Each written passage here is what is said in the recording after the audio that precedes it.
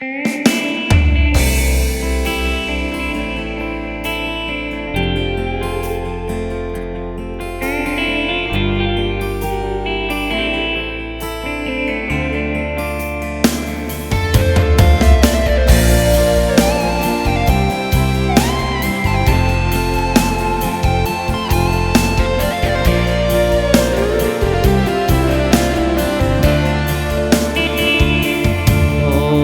เก่า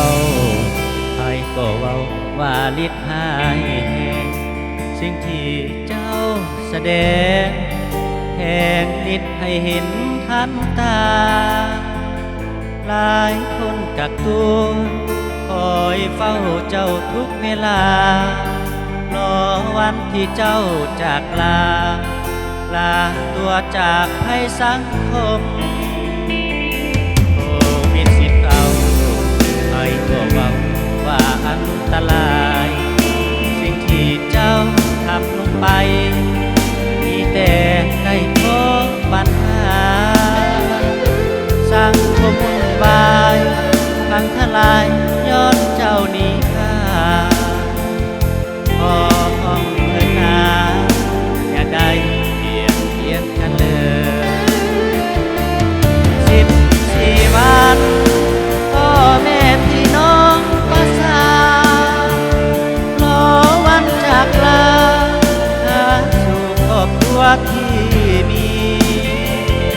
คิดมาหลายวันย้อนเจ้านั้นกักตัวเต็มที่ตายล้างชีวิตต้องมี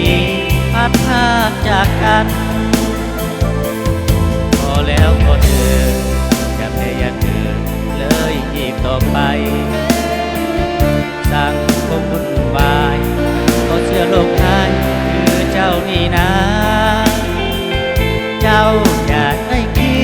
ดแทงนิดหายไปอีกเทื่อหน้าเดี๋ยวจะเอายาวัคซีนมาปราบให้หมดเลย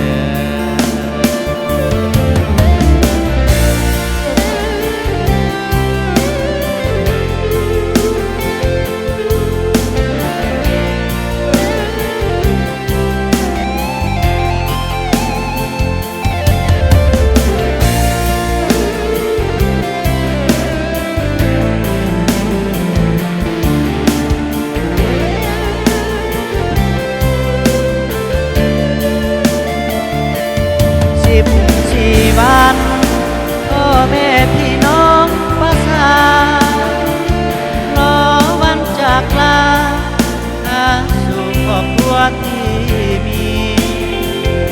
คิดมาหลายวันเจ้านั้นกักตัวเต็มที่หลายล้านชีวิตต้องมีพัดพรากจากกัน